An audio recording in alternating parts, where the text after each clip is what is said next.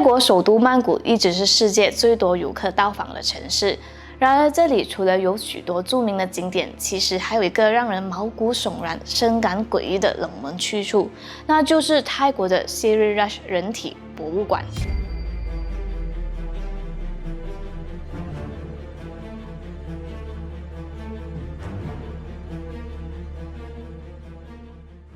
Hello， 大家好，我是美貌与智慧并重的小南。在泰国曼谷当地有一间历史悠久的人体博物馆，一般作为医疗专家和非专业人员的研究样本公所。那这个博物馆分为新旧两栋大楼，共设有6个展示馆，分别是法医学博物馆、病理学博物馆、寄生虫博物馆、解剖学博物馆、现实博物馆、泰国医学历史博物馆。位于这座建筑物的底楼是现代化的大型医院，平日里会有许多人前来看病，而且还有很多医科的实习生到这里实习的。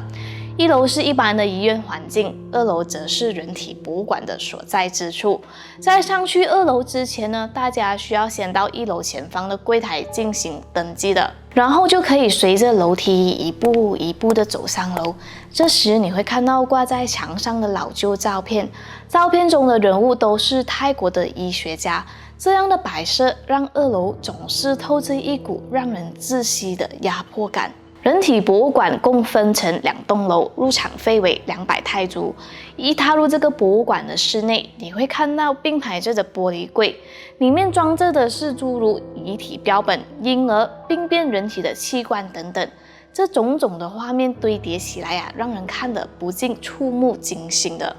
不但如此，在一部分巨大的玻璃柜里，更是摆放了几具死囚犯的遗体标本。由于这些身体被注射了福尔马林，所以时至今日都未完全腐烂。其中有一具最为著名的人物，他就是在泰国50年代让人闻风丧胆的细尾食人魔。据悉，在泰国大部分的家庭中都会看到这样的场面。每当小孩子不听话或者调皮时，大人们就会吓唬小孩子说：“如果你再不听话，就会被细尾吃掉哦。”本名为黄立辉的细尾是一位泰国华裔，他出生于中国南方的沿海城市汕头，爸爸是一位农民。然而，在他风光正茂的年纪，却遇上了日本入侵中国的战乱局面。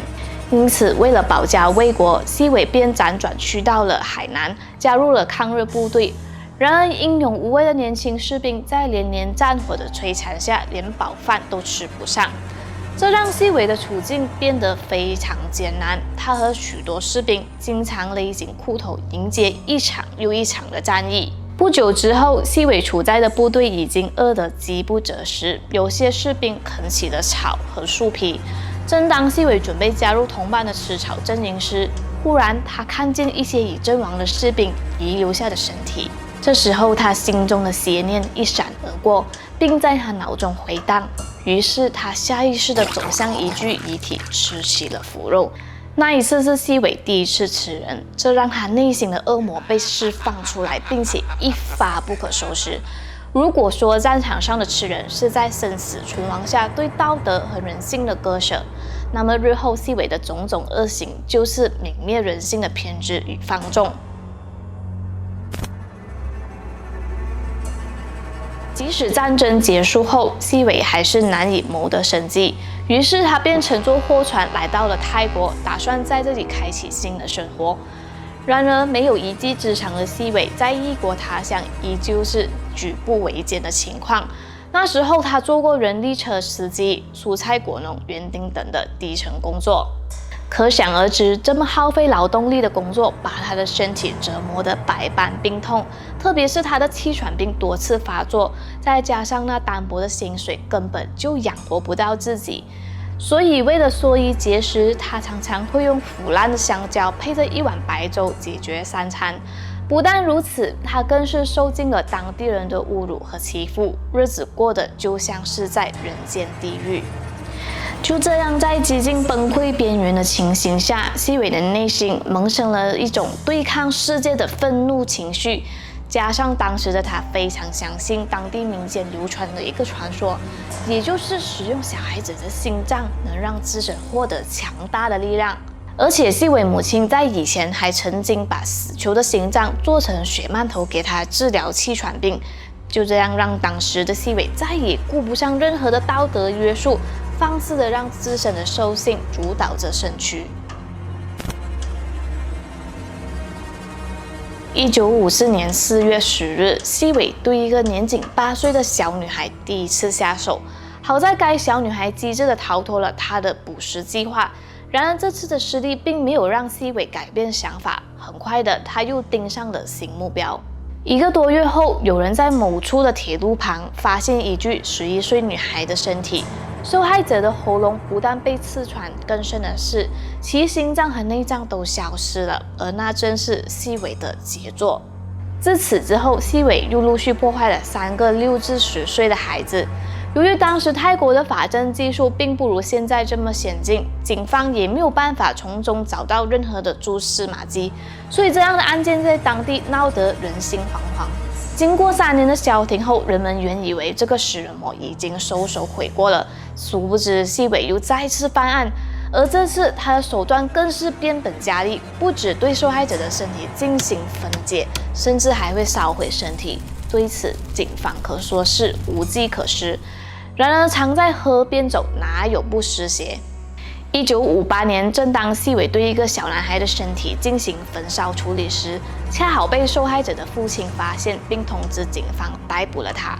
虽然在调查过程中，细伟企图用不流利的泰语蒙混过关，但经过警方几个月的调查，收集有力的证据后，证明这些年来的食童案就是同一人所为，直指细伟。随着审判的进行，细伟心中的不安愈发扩大，最终他亲自承认自己这些年来残忍的迫害。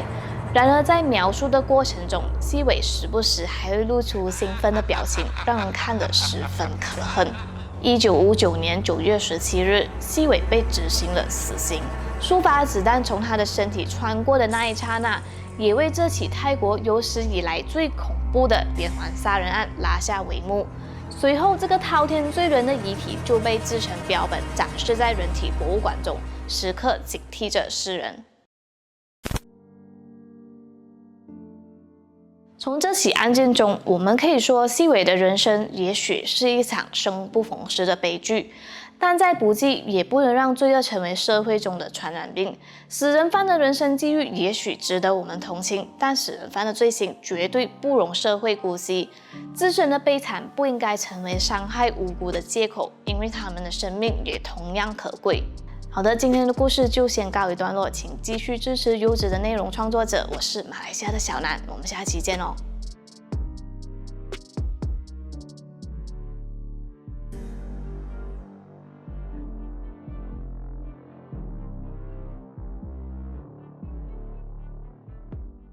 至于生活在该镇的居民与一般意大利人给人优雅、迷人风情的印象完全不同。在这里，他们可以自由地做自己想要做的事，不需要顾虑形象，也丝毫不在意别人异样的眼光。拉科贝里还说，在我们这里，你可以无拘无束的丑，因为丑对他们来说反而是一件